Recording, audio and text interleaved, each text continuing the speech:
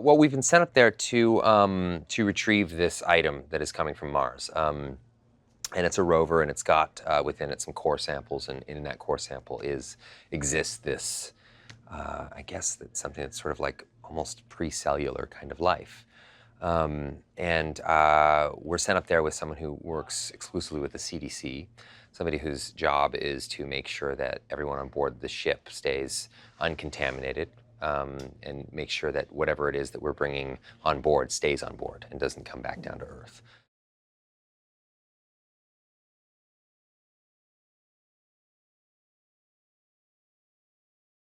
In our film, we have a group of astronauts who are investigating what seems to be the possibility of extraterrestrial life in a very kind of practical, real way, not like like you'd find in a lot of sort of grandiose sci-fi films. So, but there's a real tension with that because they're handling it with such such a degree of reality. You sort of feel this this constant tension in the air of discovery, and that sort of permeates throughout the whole film as we, of course, learn more and more about this thing that we've put on board, the ISS.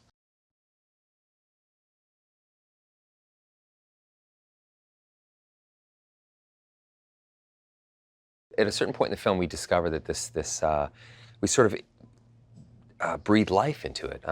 You know, to almost use a sort of a Frankenstein kind of comparison, we breathe life into it. We sort of feed it, and through varying temperature degrees and all sorts of scientific sort of mumbo jumbo that I wouldn't be qualified to explain, it's essentially reanimated. It comes back to life, and it's just this tiny little cell. But we learn to quite quickly how to grow it.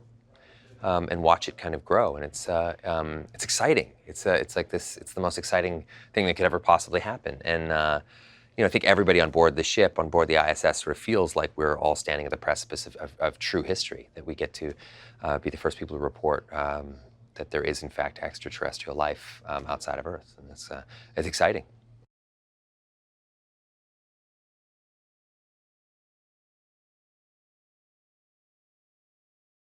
Jake is, he's one of the greatest actors of our generation. I mean, he's not only just to work with, but also just it's amazing to watch what he does. It's not every day I get to work with people that I consider a close friend as well. So there's a great deal of trust there. It's not a lot of actors that I feel like I would at the end of a scene I would say, any ideas, any tips, any thoughts, you want to help me out with some of this stuff. So it's great working with Jake.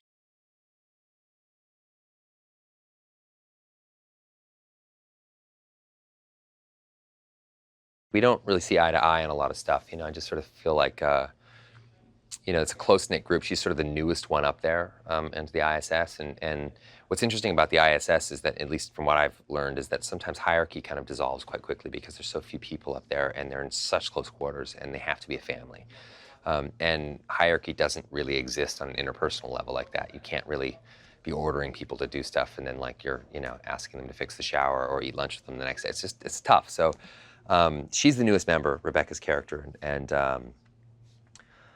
she's up there in my character's idea. I think my character's idea of her is that she's up there for kind of a lame reason. Like it's this, she's up there she represents caution, and my character has nothing to do with caution. It's kind of got a cowboy mentality. So she and I don't really see eye to eye very well on anything. Hey, for all you movie extras fans, did you know that for Avatar from 2009, James Cameron teamed up with Sony to pioneer a specially designed camera system called the Holy Grail, which used lightweight, dual lens and high-definition digital imaging to create really advanced 3D images?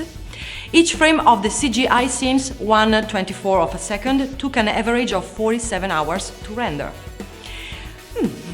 Keep up to date with all the latest releases by subscribing to our channel and checking the notification bell. See you next time!